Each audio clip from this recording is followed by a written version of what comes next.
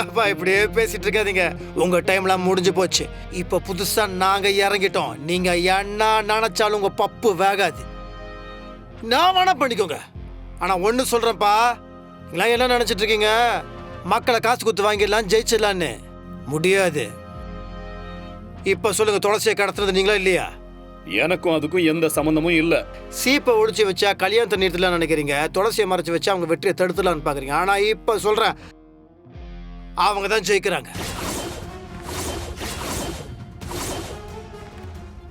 தட்டி தூக்குறோம்.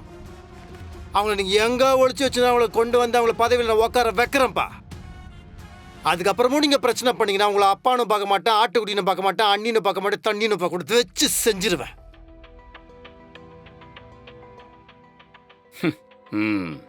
பாத்தியா உன் புள்ள எப்படி பேசுறான்னு? பொண்டாட்டிக்காக என்ன கொன்னுடுவேங்கிறான்.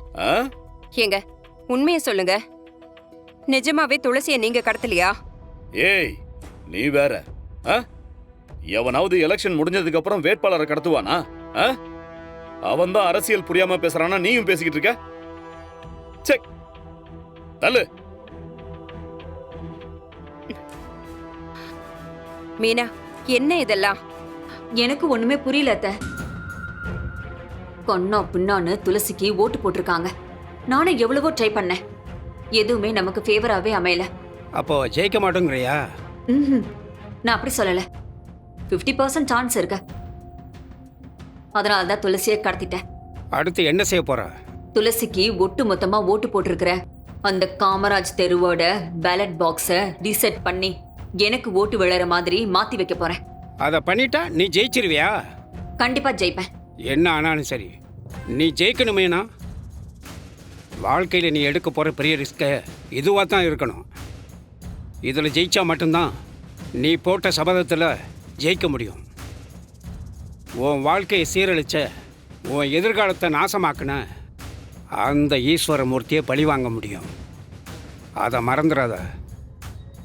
அப்புறம் ஒரு முக்கியமான விஷயம், நீ என்ன தப்பு பண்ணாலும் அதற்கான மொத்த பழியும் அந்த ஈஸ்வரமூர்த்தி மேலே தான் விழணும். அதில் ரொம்ப கவனமாயிரு.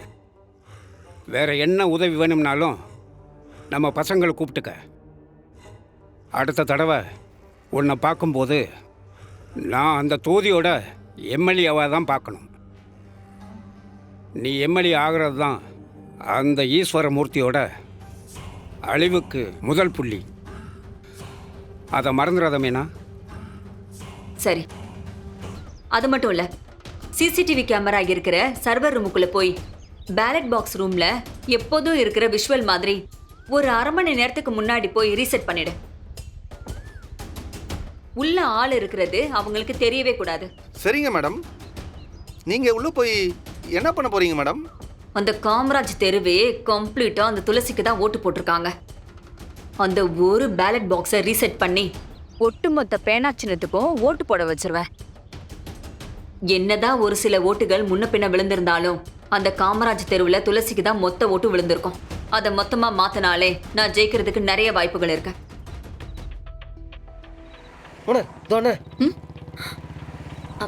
மாமா, மாமா என்னாச்சு மாமா? மாமா, திடீர்னு போன்ல பேசிக்கிட்டு இருக்கும் போது போன் ஆஃப் ஆயிடுச்சு. என்னால திரும்ப பேச முடியல. என்னாச்சு? அக்கா பத்திரமா இருக்கால்ல? எங்கன்னே தெரியல.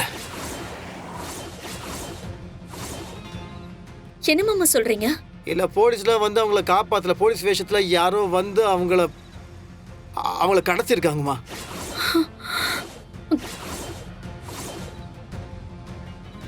மாமா, நீங்க என்ன சொல்றீங்க?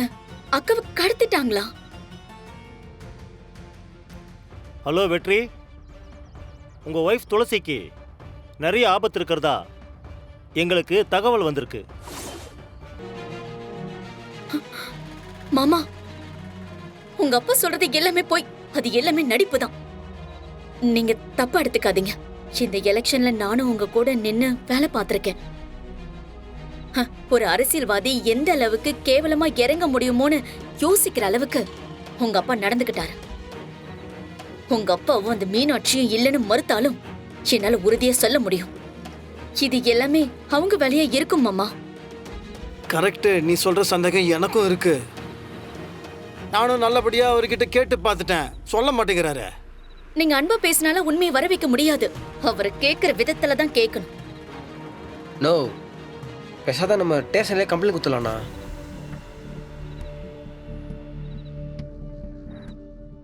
என்னண்ணா பார்க்குற? உங்கள் அப்பா மேலே கம்ப்ளைண்ட் கொடுன்னு பார்க்குறியா நீ? உங்கள் அப்பா எந்த விஷயத்தில் அப்பா மாதிரி நடந்துக்கலண்ணா. பெத்த புள்ள வீட்டு மருமவன்னு எதாவது யோசிச்சாரா? என்ன காரியம் பண்ணி வச்சார் அவர்? அரசியல்வாதியா? நோ, அவர் இந்த அளவுக்கு இறங்க சொல்ல நம்மளும் இறங்கி அடிக்கணும்ண்ணா. அப்போ தான் அண்ணியை காப்பாற்ற முடியும். ரொம்ப யோசிக்காதண்ணா. கட்சி நேரத்தில் அவர் என்ன வேணா பண்ணலாண்ணா. நம்ம தானே சேஃபாக இருக்கணும். ஆமா மாமா, எனக்கும் அதான் சரின்னு தோணுது. நீங்க கம்ப்ளைண்ட் கொடுத்துருங்க. சரி அஞ்சலி, ஆனா எனக்கு என்ன தோணுதுன்னா, நம்மளை திசை திருப்பறதுக்காக தான் இந்த கடத்தல் நாடகமே நடந்திருக்கு. அது எப்படி சொல்றீங்க? இப்போ ஒருத்தரை கடத்தினா ஏதாவது ஒரு டிமாண்டு கேட்பாங்க. ஒன்று துட்டு கேட்கணும், இல்லை வார்த்தா கேட்கணும், எதுவுமே இல்லையா? அப்போ லைட்டாக பிசு தட்டுதே இங்க. அப்போ துளசியை கடத்துனதுக்கு பின்னாடி வேற ஏதோ காரணம் இருக்கு. நோ, கண்டிப்பாக நீ சொல்கிறது கரெக்டு தான். உங்கள் அப்பா ஒரு வேலை செய்கிறாருன்னா அதுக்கு பின்னாடி கண்டிப்பாக ஒரு பெரிய கணக்கு தான் இருக்கும். நீ சொல்கிறது கரெக்டு தானா? இப்போ நம்மளை திசை திருப்பி அவங்க என்ன பண்ணுறாங்க, என்ன பண்ண போகிறாங்க, என்ன பண்ண முடியும்?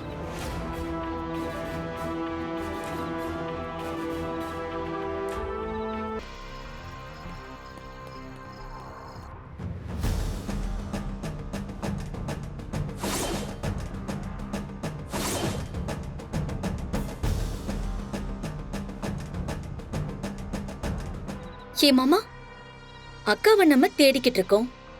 இன்னொரு பக்கம் நாளைக்கு கவுண்டிங் இருக்கு. இந்த நேரத்துல நம்மளுடைய ஃபோக்கஸ் மொத்தமும் ஃபுல்லா எங்க அக்கா மேல திருப்பி விட்டுட்டு வேற ஏதாவது திருட்டு வேலை பண்ணாங்கன்னா என்ன பண்றது? இல்லை புரியல, என்ன பேசுறீங்க? திருட்டு வேலைன்னா அப்படி என்ன பண்ணுற போகிறானுங்க பெருசா? அது ஓட்டு பெட்டி. கரெக்ட். இந்த ஓட்டு பெட்டியில கை வைக்கிறதுக்காக தான் நம்மள இப்படி திசை திருப்பிட்டு இருக்காங்க. நம்ம லேட் பண்ண வேண்டாம் மாமா. அப்போ நம்ம எல்லாருமே ஸ்ட்ராங் ரூமுக்கு போலாம். ஸ்ட்ராங் ரூமுக்கு நான் போறேன். நீங்க 2 பேரும் என்ன பண்ணுங்க, துளசி எங்கெல்லாம் போனாங்களோ அங்கெல்லாம் கண்டிப்பா சிசிடிவி கேமரா இருக்கும். அந்த ஃபுட்டேஜை வாங்கி அதுல ஏதாவது கிடைக்குதான்னு பாருங்க. சரிண்ணா. நீங்க போங்க, ஏதாவது ஃபோன் அடிக்க எனக்கு.